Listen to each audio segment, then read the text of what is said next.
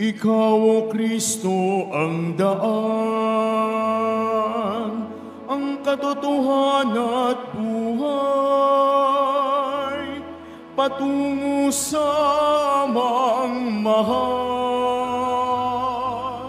Alleluia, Alleluia, Alleluia,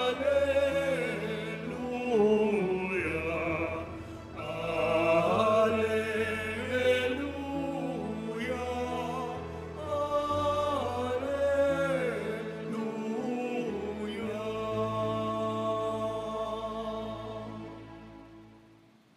Sumainyo ang Panginoon. At sumaiyo rin. Ang mabuting balita ng Panginoon ayon kay San Lucas. Papuri sa iyo, Panginoon. Noong panahong iyon, nagpatuloy si Jesus sa kanyang paglalakbay. Siya'y nagtuturo sa bawat bayan at nayon na kanyang dinaraanan patungong Jerusalem. May isang nagtanong sa kanya, "Ginoo, kakaunti po ba ang maliligtas?"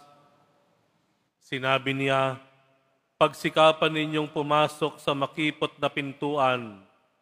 Sinasabi ko sa inyo, marami ang magpipilit na pumasok, ngunit hindi makapapasok. Kapag ang pinto'y isinara na ng puno ng sambahayan, magtitiis kayong nakatayo sa labas at katok ng katok. Sasabihin ninyo, Panginoon, papasukin po ninyo kami."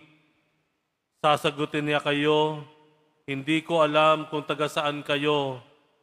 At sasabihin ninyo, "Kumain po kami at uminom na kasalo ninyo, at nagturo pa kayo sa mga lansangan namin."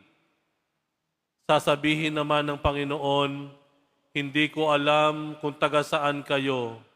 Lumakayo kayo sa akin kayong lahat ng nagsisigawa ng masama. Tatangis kayo at mangangalit ang inyong ngipin kapag nakita ninyong nasa kaharian ng Diyos sina Abraham, Isaac at Jacob at ang lahat ng propeta, at kayo na may ipinagtabuyan sa labas. At darating ang mga tao buhat sa silangan at kanluran, sa hilaga at timog, at dudulog sa hapag sa kaharian ng Diyos. Tunay ngang may nahuhuling nauuna at may nauunang mahuhuli." Ang mabuting balita ng Panginoon. Pinupuri ka namin, Panginoong Hesukristo. Magsiupo muna ang lahat. Sabi nila may mga rules daw. Like for example, sa gate ng mga bawat eskwelahan o school, meron daw nakalagay doon. Ano nakalagay doon? No ID, no entry. Yun daw sa mga gym, pampalakas. Meron daw nakalagay doon. Ano nakalagay? No pain, no gain. Ayan. Ang sabi daw po ay sa mga HR daw, HR. Ano yung sabi sa HR? No work, no pay.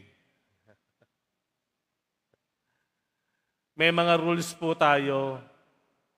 At palagay ko po, yung ebanghelyo ngayon ay tugma doon sa ilang mga rules natin.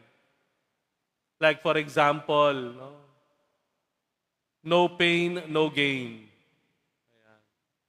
Yung no pain, no gain, hindi lang yan para sa pag-build ng muscles. Kailangan mo magbuhat ng mabigat para mas malaking muscle ang mabubuo sa katawan mo.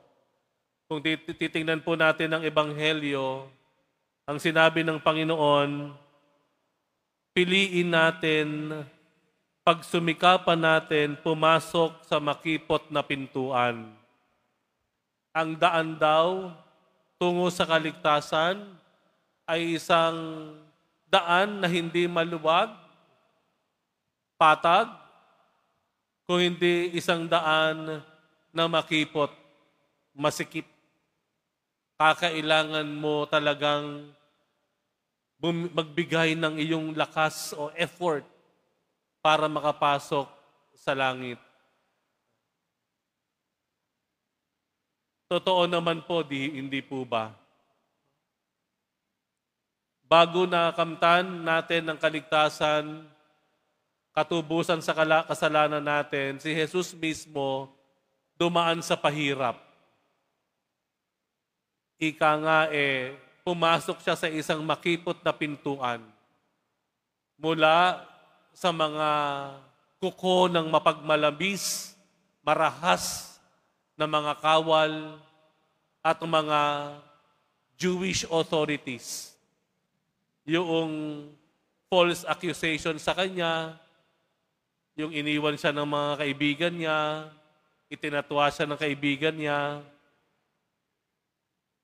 kinuha siya, ika nga, sa presensya ng kanyang ina at nagdusa siyang nag-iisa. Dumaan siya sa pain that we may all gain. Pero sabi po nila, ang mga Pilipino daw, sawa na raw sa hirap. Ang tanong, yung hirap po ba na dinadanas natin ngayon, yan po ba ang hirap na tinutukoy ng Panginoong Hesus? Ang hirap ng pagpasok sa isang makipot na pintuan? May iba't ibang uri po kasi ng pain o sakit. No? Merong pain na sinasadya nating maramdaman para mapalitan yung tunay na sakit natin. Ano ibig kong sabihin? Minsan meron kang dinaramdam dahil hindi naging maganda ang ugnayan mo, nagkagalit kayo, o kaya ikaw ay nagbalabis sa'yo, naging marahas sa'yo. Ang ginagawa ng iba, naghihiwa. Naghihiwa ng braso. Minsan nga po, may isang kabataan na lumapit sa akin at pinakita niya yung hiwa niya. Bakit ka naghihiwa? Kasi ang gusto ko pong mapalitan yung sakit na kami ay pinabayaan ng aming mga magulang. Ganon, ano? Gusto niyang palitan. So, ang ginagawa niya, yung sakit, inaano niya ang sarili niya, sinasaktan niya. Lumapit yung isang kaibigan sa akin. Yung kaibigan din niya, pinakita, Father, may hiwa din. Ang sabi niya, ay kasi Father, ayokong makita yung kaibigan ko na nasasaktan, kaya sinaktan ko rin sarili ko. Nagkahawa-hawa na. Kahawa-hawa na. Ito po yung isang uri ng sakit na hindi nabibilang sa sinasabi ng Panginoon na pain. Yan po ay self-inflicted pain para palitan yung sakit na talagang dapat na pinagmumulan. Meron din pong pain tayo na dahil sa ating kagagawan din. Yung bang ikaw ang nagkamali, pinili mo yan, kaya nasasaktan ka. So yun yung pagkakamali mo, yan ay bunga ng iyong pinili. So dapat mong harapin yan. Yung pain ng iyong pagkakamali, hindi po yan ang nabibilang sa pain na sinasabi ng Panginoon para atin pong makapasok o mapasok ang kaharian niya. May mga pain naman po na pinapasok natin para mapabilang tayo, to belong. Ano yon? Halimbawa sa fraternity. Mga frat. So, gusto mo maging miyembro, gusto maging kabrad, kasis, sige, hatawin mo na buong katawan ko. Hindi po yon ang sakit na gusto ng Panginoon. Hindi po yung sakit na sinasabi sa pagpasok sa makipot na daan. Sa katunayan, mismong ang sabi ng Panginoon sa atin, alam niya, sa banal na kasulatan, Sinabi ng Panginoon, alam niya kung ano ang plano na makabubuti at magiging kasiyasiya sa atin. Ayaw ng Diyos na rin tayo maghihirap dahilan sa mga bagay na iyon. Ang tanong, kung hindi yun ang mga uri ng sakit na magiging karapat-dapat tayo sa kaharian ng Diyos, ano yung tinutukoy ng Panginoon na sakit sa pagpasok sa makipot na pintuan? Una ay yung sakit ng pagsisisi. Sakit ng pagsisisi. Minsan, mahirap sa mga tao ang magsisi. Maninisi ng iba, pero hindi magsisisi sa kanyang sarili. Yung tinatawag na remorse dahil sa ginagawa mong kasalanan against the Lord.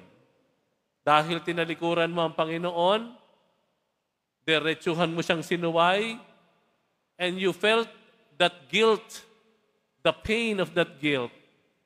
Yun po isang pain na maaaring masasabi natin na nais ng Panginoon na maranasan natin. The remorse. Pangalawang pain na dapat natin magkaroon tayo ay yung pain of discipline. Yung pagiging disipulo. Halimbawa ngayon, nadalian ba kayong pumunta sa simbahan ng Quiapo? Ganong umuulan? Ang hirap sumakay? Ang hirap kumuha ng Grab? Ang hirap kumuha ng angkas? Madulas? Mahirap. Halimbawa, mas marami sa inyong nakatayo kaysa nakaupo. Di po ba? Namimintig na yung mga binti ninyo. Sumasakit na yung mga tuhod. Di po ba? Hindi pa umaabot sa inyong electric fan. Ang init. Pero ito kasi yung alam nating paraan sa pagsunod sa Panginoon bilang disipulo. Tinitiis natin because ito ay isang uri ng disiplina ng pagsamba sa Diyos. Yun, uri ng sakit na iyon ang masasabi nating nais ng Panginoon sa atin. Ang sakit ng pagsisisi, ang sakit ng pagiging disipulo. At ang huli, yung sakit ng pagdamay. Yung bang ang hirap dumamay, ang hirap tumulong, ang hirap umintindi, ang hirap magpaabot ng pangunawa, ang hirap tanggapin yung eksplanasyon sa iyo ng tao na nakasakit sa iyo. Ang hirap lapitan yung tao na alam mo may atraso sa iyo. Mahirap. Pero yun po yung tinatawag na sakit dahil sa pagdamay.